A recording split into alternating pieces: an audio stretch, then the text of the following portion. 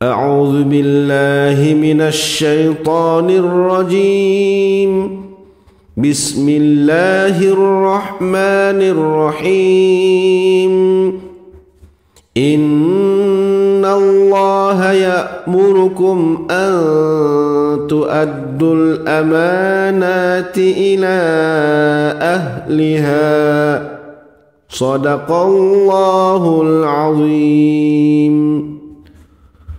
Sesungguhnya Allah menyuruh kamu supaya menyerahkan segala jenis amanah kepada ahlinya, yaitu yang berhak menerimanya. ESI, Excellent, Sinergi, Integrity merupakan nilai utama yang ditekankan di Universiti Teknologi Mara, manakala AIDAT merujuk kepada ilmu, disiplin, amanah, rajin dan tanggungjawab. Seluruh warga UiTM Cawangan Sabah sentiasa berusaha mengamalkan nilai-nilai murni dalam usaha memberikan perkhidmatan yang terbaik seiring dengan visi dan misi UiTM.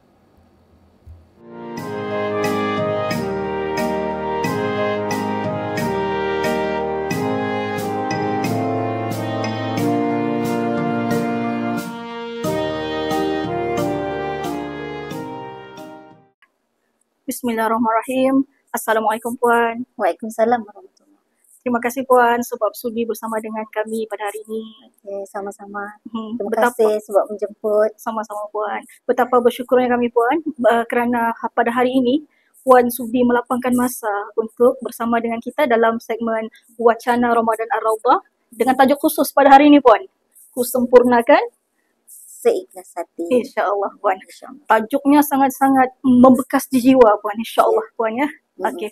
Puan, sebelum tu mungkin kita boleh perkenalkan yang tidak asing lagi, Puan Aminah binti Aman merupakan timbalan pendaftar kanan UiTM Cawangan Sabah.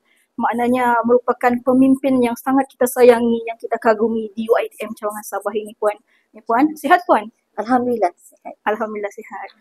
Baiklah Puan. Pada hari ini Puan, mungkin saya ingin bertanyalah Puan, mungkin selaku sebagai seorang pemimpin pentadbir universiti, khususnya lagi Puan, Puan sudah mula berada di UiTM ataupun namanya dulu ITM. Ya.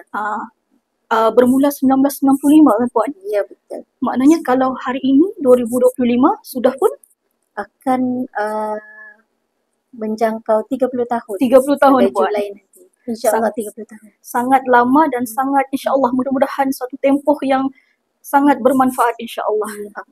Baik Puan, jadi Puan mungkin bolehkah Puan untuk petang ini Puan di dalam wacana Ramadan Rawdah ni kita minta kepada Puan untuk Puan berkongsi, ceritakan kepada kami pengalaman Puan dari segi perkhidmatan di UiTM ataupun ITM dan seterusnya Puan. Silakan Puan. Okey. Terlebih dahulu terima kasih kepada pihak penganjur ya, khususnya kepada pihak UH kerana mengundang untuk sesi ini ya, untuk kita berkongsi maklumat lah ya berkaitan dengan apa yang telah disebutkan tadi, tajuk kusempurnakan seikhlas hati. Kalau berdasarkan pengalaman di UiTM ni memang agak lama, mungkin pada tahun 1995 tu ada lagi staf kru-kru yang belum lahir pun sebenarnya, 1995. Tapi pada Julai 1995 saya telah mula berkhidmat di ITM. Pada ketika itu masih lagi ITM dan insya-Allah pada Julai nanti akan mencapai 30 tahun lah perkhidmatan saya. Kemudian selepas bertugas di sini sebagai pegawai kerja akaun ya. Pada asalnya saya bertugas sebagai pegawai kerja akaun. Saya telah diberi peluang untuk bertugas di UiTM Kampus Tawau. Pada masa itu masih lagi dengan jawatan pegawai kerja akaun tetapi skop tugasnya lebih luas. Banyak tugas-tugas pentadbiran yang telah diberikan pada masa itu. Iaitu pada tahun 2023 ya Ustazah, 2023 saya telah berpindah ke UiTM Kampus Tawau. Tetapi nampaknya jodoh dengan Tawau ni tidak lama. pada tahun 2024 saya telah berpindah semula ke UiTM kampus KK ini, tetapi dengan jawatan yang berbeza. Alhamdulillah pada masa itu telah berjaya untuk meningkatkan jawatan daripada pegawai kerja akaun kepada penolong pendaftar. Jadi bermulalah sejarah perkhidmatan saya sebagai pentadbir, penolong pendaftar, dan bermula sekali berkhidmat di bahagian HEP pada tahun 2024. Kemudian pada tahun 2011 berpindah ke bahagian akademik, menguruskan hal ehwal pengambilan pelajar, pentadbiran akademik dan juga peperiksaan. Dan pada tahun 2017 berpindah ke bahagian pentadbiran. Jadi maksudnya saya telah berkhidmat di semua bahagian yang memang diketuai oleh pentadbir seperti kamilah sebagai penolong pendaftar. Dan selepas itu pada tahun 2020 bulan Mac saya berpindah ke UiTM Shah Alam, bertugas di pejabat pendaftar ataupun secara spesifiknya di bahagian rekod pelajar dan convocation. Ya, saya melaporkan diri pada awal Mac, kemudian 2 minggu selepas itu kita telah mula PKP. Ya, baru 2 minggu bertugas telah mula PKP musim COVID. Dan Alhamdulillah pada tahun 2023 saya telah berpindah semula ke UiTM Sabah setelah 3 tahun sebulan bertugas di Shah Alam dengan jawatan yang sekarang inilah. Alhamdulillah perjalanannya agak panjang juga dan juga banyak cabarannya. Itulah Ustazah. Maknanya Puan, sepanjang 30 tahun, hampir 30 tahun genap, 30 tahun perkhidmatan itu, maknanya darah UiTM itu sudah mengalir dalam diri kita, insyaAllah Puan, especially Puan. Jadi Puan, apabila kita katakan tadi perkhidmatan Puan pun di pelbagai tempat, di pelbagai bahagian, maknanya pengalaman itu pastinya berbagai-bagai ya Puan. Ya, betul. Jadi Puan, saya sering mendengar lah Puan, ataupun saya sering mendengar sebenarnya daripada Puan sendiri istilah ataupun ungkapan kusempurnakan seikhlas hati ya Puan. Dan begitulah tajuk pada hari ini dicetuskan daripada yang sering Puan alun-alunkan, yang sering Puan nasihatkan kepada kami. Jadi Puan, saya mengambil peluang ini Puan di dalam segmen wacana pada kali ini untuk saya bertanya kepada Puan, apakah sebenarnya yang Puan boleh kongsikan kepada kami, kepada kita semua pendengar di luar sana mengenai kalimah ku sempurnakan seikhlas hati. Silakan Puan. Okey, terima kasih. Asalnya ungkapan ini sebenarnya wujud masa saya bertugas di UiTM Shah Alam. Semasa bertugas di pejabat pendaftar, kami ada satu t-shirt. Di t-shirt itu ada ungkapan kusempurnakan seikhlas hati. Dan ungkapan ini dipilih oleh pendaftar sendiri. Pendaftar yang pilih untuk kita lekatkan paparkan di t-shirt bahagian hadapan, kusempurnakan seikhlas hati. Dan kalau pada masa itu t-shirt itu sebenarnya untuk tujuan program yang dianjurkan di bawah kelab pejabat pendaftar.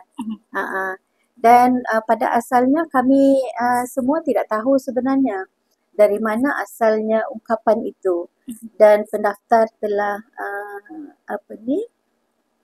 kongsikan maklumat, bertanya kepada kami selalu menyanyikan lagu UiTM di hatiku ke tidak. Kami jawab, ya selalu. Setiap program kita akan menyanyikan lagu itu. Tetapi tidak perasan ungkapan ini sebenarnya ada dalam lagu UiTM di hatiku. Kalau perasan tuan-puan semua mungkin juga seperti saya tidak perasan, pada rangkap keempat lagu itu sebenarnya ada ungkapan ini. Ku sempurnakan seikhlas hati.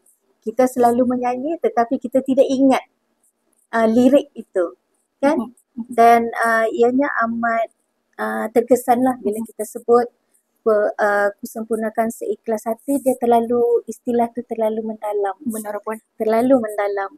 Dan ianya memang berkait rapat dengan diri kita, individu kita, sama ada kita sebagai staf UiTM ataupun kita sebagai individu yang berada di luar sana, memang ungkapan ini sangat mendalam lah, sangat berkait rapat dengan kita sendiri.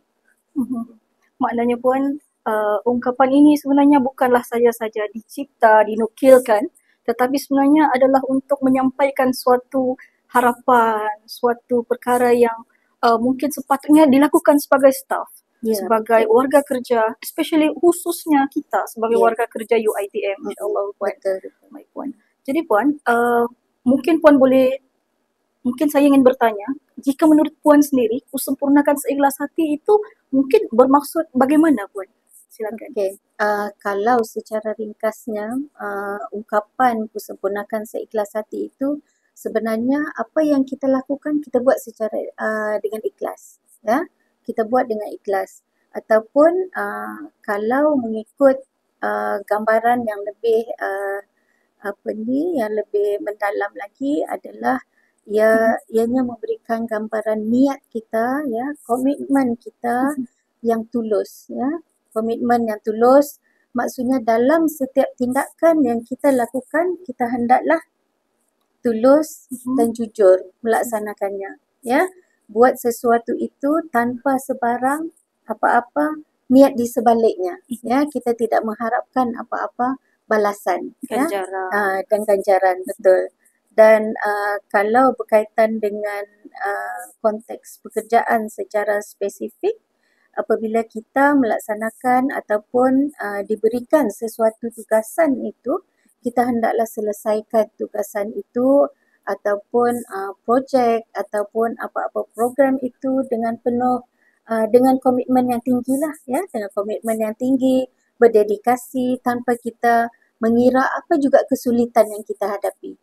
Itu dalam konteks tugasan harian kita lah.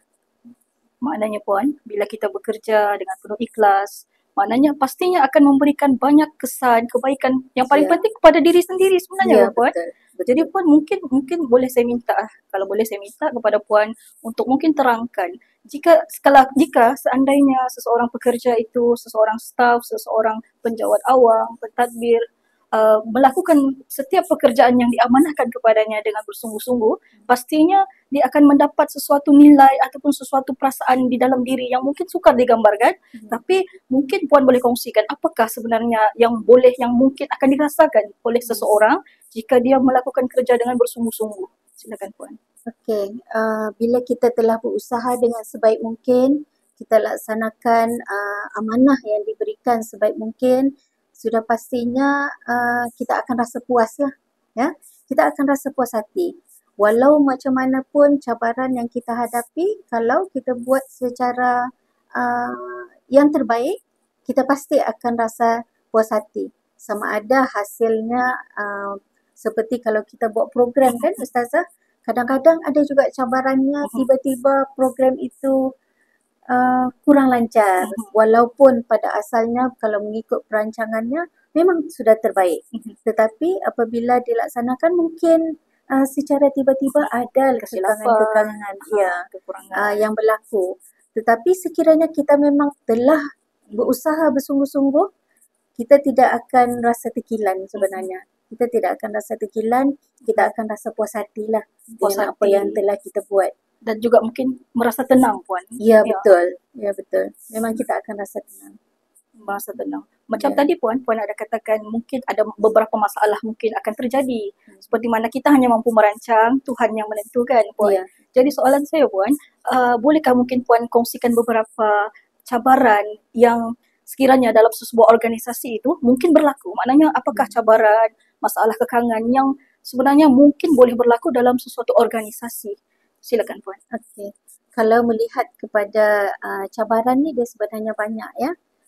Secara umumnya kalau kita lihat dia termasuklah berkaitan dengan ekonomi ataupun kewangan, dari segi teknologi, dari segi persaingan, ya. Kemudian dari segi perubahan polisi ataupun undang-undang, ya. Dari segi isu tenaga kerja, kemudian masalah pengurusan ataupun boleh dikaitkan juga dengan kepimpinan, krisis, ya. Ada banyak sebenarnya. Dan kalau kita lihat, kalau yang berkaitan dengan spesifik kepada kita sebagai penjawat awam ni dan juga sebagai staff, kita juga akan terlibat dengan isu etika, ya, etika dan tanggungjawab sosial. Ya, cabaran-cabaran ini sekarang lebih mencabar sebenarnya, isu etika ini, ya, yang melibatkan generasi yang baru, ya, yang baru menyertai organisasi terutamanya UiTM contohnya. Jadi memang isu-isu seperti ini memang jadi satu cabaran yang kuatlah kepada kita buat masa ini. Isu etika dan juga kadang-kadang ada juga melibatkan tanggungjawab sosial, ya, melibatkan tanggungjawab sosial. Dan juga salah satunya yang kita mungkin boleh lihat juga adalah isu berkaitan dengan tenaga kerja. Maksud isu tenaga kerja ini sekiranya tenaga kerja kita kurang mahir contohnya untuk menggunakan apa-apa teknologi ataupun peralatan ataupun mungkin berkaitan dengan isu moral, ya, moral itu pun salah satu cabaran yang boleh menggugat pelaksanaan ataupun kejayaan sesuatu proses kerja ataupun program. Benar Puan. InsyaAllah, maknanya betapa pentingnya Puan untuk kita mempunyai etika yang benar, mengamalkannya, walau mungkin akan banyak cabaran, dugaan yang datang di sepanjang perjalanan, di sepanjang proses kita bekerja dan sebagainya Puan, ya. Ya, Jadi Puan, mungkin pernahkah Puan, mungkin kalau boleh saya tanya Puan, pernahkah Puan secara realitinya berhadapan dengan situasi sukar, sama ada daripada tenaga kerja, mungkin pelaksanaan program dan sebagainya, mungkin Puan boleh kongsikan. ya. Sepanjang hampir 30 tahun ni pastinya memang banyak cabaran ataupun kesukaran yang dihadapi. Mungkin saya boleh kongsikan beberapa kejadian, ya, ataupun beberapa proses yang terlibat. Salah satunya semasa saya bertugas di bahagian HEP dahulu, dalam pengurusan apabila berlaku kematian pelajar, ya. Pada ketika itu ada satu program yang dianjurkan oleh UiTM sendiri, salah satu unit di UiTM Sabah, dan ketika program tersebut dilaksanakan ada berlaku kematian pelajar. Jadi suasana ini sebenarnya memang sangat sukar bila ahli keluarga tidak dapat menerima, ya, tidak dapat menerima keadaan itu dan kita disalahkanlah, UiTM disalahkan. Jadi urusan dengan keluarga itu memang satu cabaran untuk diselesaikan, walaupun ia bukanlah dianggap sebagai kegagalan sebenarnya, tapi kesukaran untuk menguruskan dan ianya lebih susah bila ianya melibatkan pihak luar yang memang pihak yang kita anggap penting lah kan, dalam apapun keadaannya kita sepatutnya perlu tangani dengan baik lah. Kemudian satu lagi, semasa saya bertugas di Shah Alam, ya, seperti yang saya maklumkan tadi, saya telah lapor diri di Shah Alam 2 minggu sebelum PKP, ya, Perintah Kawalan Pergerakan pada masa tu. Saya lapor diri pada awal Mac, kemudian 18 Mac, kalau semua ingat kan, 18 Mac diumumkan PKP, ya, sebab COVID-19. Sebenarnya pada bulan Mac itu sepatutnya ada diadakan istiadat convocation. Istiadat convocation itu adalah salah satu tugas hakiki saya lah. Sepatutnya bila saya bertugas di sana, dan apabila diumumkan PKP, istiadat convocation tidak dapat diadakan. Saya masih ingat istiadat convocation ke-92 sebenarnya yang tertangguh itu. Dan ianya berterusan beberapa tahun kan kita tidak dapat adakan, dan pada ketika itu sebenarnya banyak proses lah yang berlaku melibatkan pengurusan tertinggi UiTM. Bayangkan kita yang di cawangan ini tidak pernah berhadapan dengan pengurusan tertinggi kan. Tetapi di sana perlu berhadapan dengan pengurusan tertinggi termasuk Pro Chancellor, ya, untuk dan juga Chancellor untuk menguruskan pelaksanaan istiadat convocation. Banyak idea yang diberikan tetapi sukar untuk dilaksanakan. Dan itu saya rasa yang memang boleh membuatkan saya agak tertekan pada masa itu. Lebih daripada sebelum ini semasa bertugas di Sabah. Ya. Tekanan tu lebih daripada semasa bertugas di sini. Tetapi Alhamdulillah apabila kita berusaha dengan sebaik mungkin, kita juga melibatkan pelbagai pihak untuk bersama-sama memikirkan jalan penyelesaian, walaupun banyak kecaman terutama daripada graduan dan ibu bapa sudah pastinya, ya, kita masih juga boleh kita teruskanlah maksudnya pelaksanaannya, kita hadapi dengan baik. Betul. Maknanya Puan, pihak UiTM sendiri sebenarnya sudah berusaha sehabis mungkin, sebaik mungkin sebenarnya untuk memberikan yang terbaik, Ya, insyaAllah. betul. Sebab kita pasti dan kita yakin dan kita tahu bahawa kita sedang memikul amanah, Puan, ya. Ya, Dan betul. amanah ni juga ada di dalam ASI IDAT, Puan. Mungkin boleh Puan sentuh sedikit, mungkinlah sedikit mengenai ASI IDAT mungkin, dan juga khususnya amanah tu, Puan. Apakah sebenarnya yang dimaksudkan dengan amanah itu, Puan? Okey. Di UiTM kita ada nilai yang telah ditetapkan, ya. Nilai kepada individu setiap warga UiTM, iaitu nilai IDAT, ya. Dan amanah ini adalah salah satu nilai yang terkandung di dalam IDAT, ya. Jadi kalau mengikut definisi di dalam IDAT tersebut, amanah ni adalah bertanggungjawab melaksanakan tugas dengan jujur berdasarkan kepada kepercayaan yang diberi, ya. Dan dalam konteks amanah dalam kita melaksanakan pekerjaan, ianya bermaksud kita berintegriti, ya.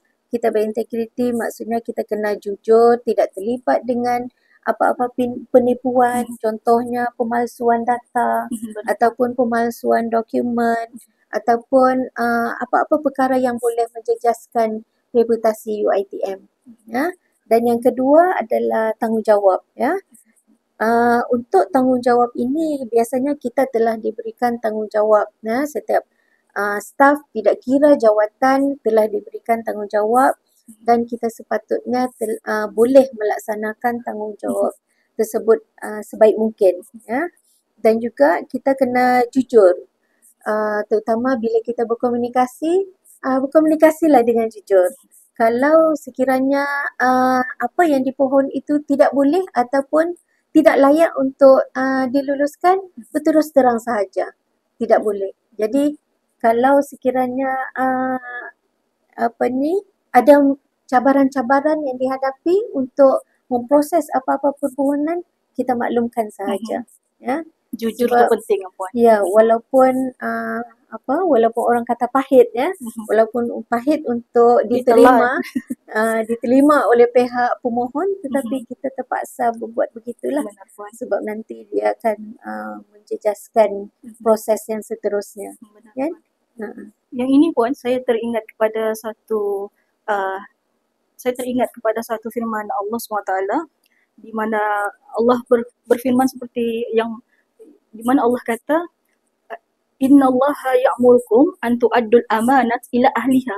Yang maknanya, Puan, maksudnya di sini ialah sesungguhnya Allah menyuruh kamu untuk menyerahkan amanah kepada ahlinya.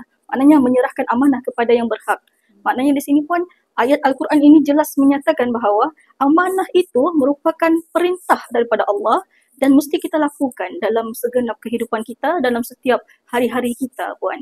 Jadi, Puan, apabila berkata tentang amanah tu, saya rasa, saya yakin percaya dengan pengalaman Puan, pastinya sudah banyak dan pastinya sudah tersemat kukuh, insyaAllah, istilah amanah dan juga kejujuran, insyaAllah, dalam kehidupan kita, Puan, insyaAllah, Puan, ya. Jadi, Puan, bolehkah, Puan, kalau saya bertanya lagi berkenaan dengan, kalau tadi Puan menyentuh aidat, nilai-nilai yang penting yang perlu ada dalam sesebuah organisasi, perlu diamalkan, diterapkan, dilakukan oleh setiap warga organisasi. Jadi Puan mungkin bolehkah Puan ceritakan ataupun kongsikan sekiranya lah jika dalam sesuatu organisasi itu yang kita harapkan untuk bersatu, sinerginya ada, tetapi mereka ini bersikap tidak mahu bekerjasama, pentingkan diri. Bolehkah benda ini menjadikan, adakah ketidaksanggupan ataupun keengganan untuk bekerjasama ini, adakah akan menjejaskan organisasi itu Puan? Silakan Puan. Ya,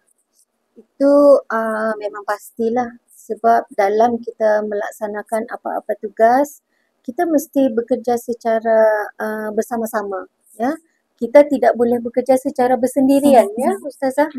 Memang tidak boleh bekerja secara bersendirian.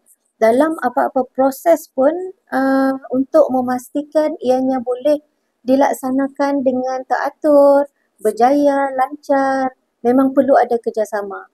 Sikap yang seperti yang Ustazah sebutkan tadi tu, ya, memang ada berlaku, ya, memang ada berlaku, dan ini yang perkara yang boleh menjejaskan proses lah ataupun pekerjaan. Ya. Sekiranya ada yang memang tidak boleh bekerjasama dengan orang lain, ini adalah satu toksik sebenarnya. Toksik di dalam sesuatu organisasi. Dan memang ada setengah warga ataupun, sebab bila kita sebut warga itu bukan sahaja staf, ya, pelajar juga, ada yang sukar, ya, ada yang sukar untuk bekerjasama dengan pihak-pihak yang lain, ya. Mungkin itu adalah sikap ataupun kelakuannya dari dahulu lagi, ya. Tetapi insya-Allah sekiranya kita bawa staf yang ini ataupun pelajar ini untuk bersama-sama, insya-Allah dia akan berubah, ya. Kita perlu positif. Sekiranya ada di kalangan mereka yang bersikap begini, lama kelamaan insya-Allah dia boleh bersama-sama. Bila kita boleh bersama-sama, apa yang kita rancang pasti akan lebih berjaya lagi lah dalam sesuatu pelaksanaan. InsyaAllah Puan, maknanya perlulah kepada nilai-nilai yang baik, sifat-sifat yang mulia, murni, Ya, dalam betul. berorganisasi, Ya. dalam bekerja bersama-sama, insyaAllah Ya. Puan.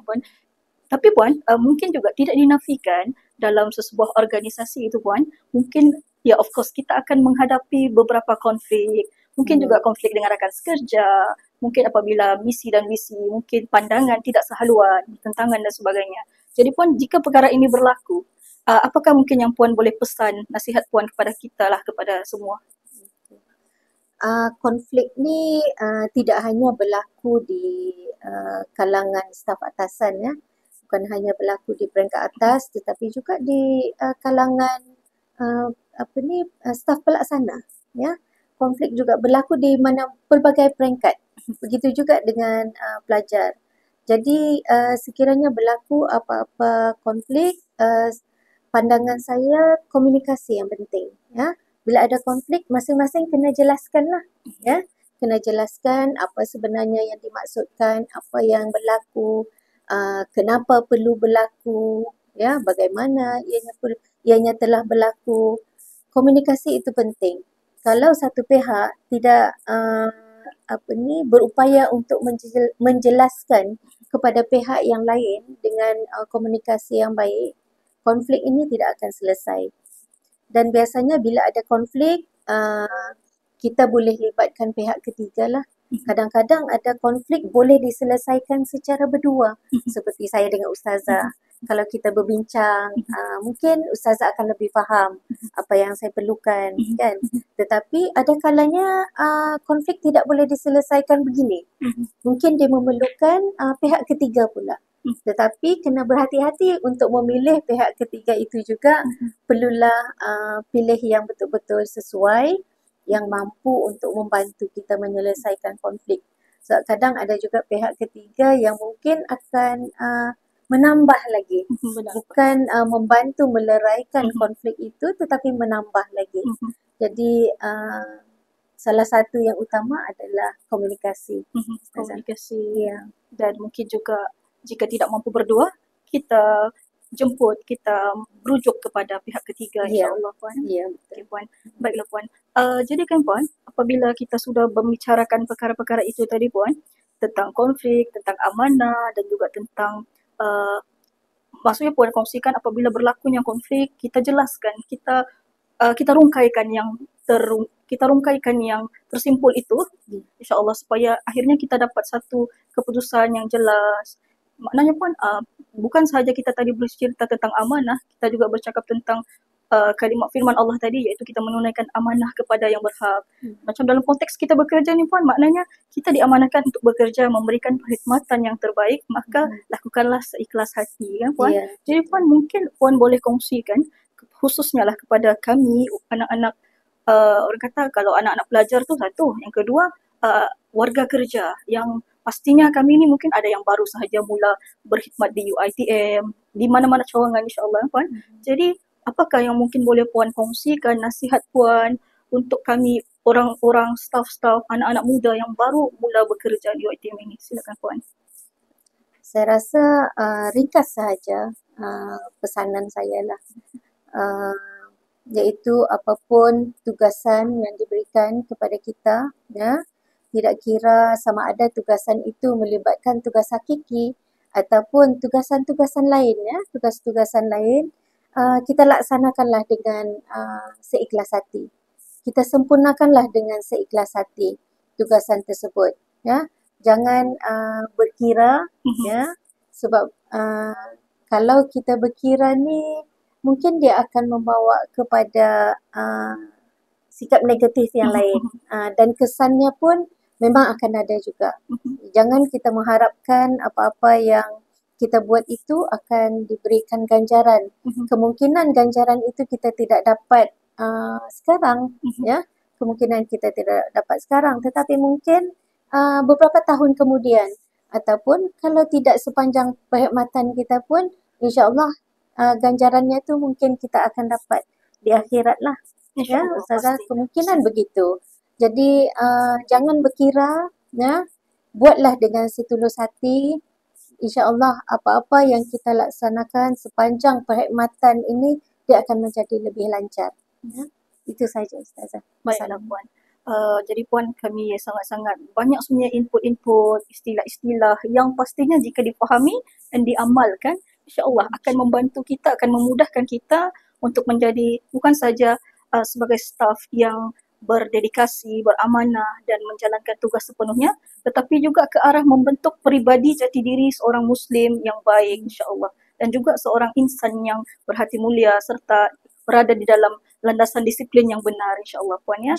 Jadi Puan, saya rasa banyak yang sudah kita kongsikan tadi Puan. Ya. Saya pun sangat-sangat bersyukur sebenarnya Puan, sebab banyak perkara-perkara nasihat yang paling penting Puan. Nasihat itu adalah emas, dan alhamdulillah hari ini Puan sudah pun berkongsi kepada saya dan kepada pendengar di luar sana Puan di dalam segmen Wacana Ramadan Ar-Raudhah pada hari ini. Jadi Puan, mungkin setakat itu sahaja dulu. Apa-apa pun terima kasih Puan, dan kita juga mengucapkan semua tahniah dan selamat maju jaya juga kepada Puan. Dengar kabarnya Puan, yang seperti Puan ceritakan tadi, maknanya tahun ini adalah genap 30 tahun 30 tahun. dan juga mungkin tahun terakhir Puan. InsyaAllah ini adalah tahun terakhir perkhidmatan saya. Saya telah memohon untuk bersara pilihan. Bersara pilihan sekiranya diluluskan, insyaAllah tahun ini adalah tahun terakhir lah saya berkhidmat. Jadi Puan jangan lupakan kami Puan. InsyaAllah. Dan kita insyaAllah lepas ni akan sentiasa kontak lagi Puan insyaAllah. Ya. Sebab kita perlukan didikan, nasihat daripada Puan. Bukan sahaja untuk anak-anak muda, anak-anak pelajar, tapi untuk masa depan kita akan datang Puan insyaAllah. Jadi itu sahaja Puan. Terima kasih Puan. Assalamualaikum warahmatullahi wabarakatuh. Kusempurnakan Seikhlas hati. Alhamdulillah. Waalaikumsalam. Terima kasih Puan. Terima kasih.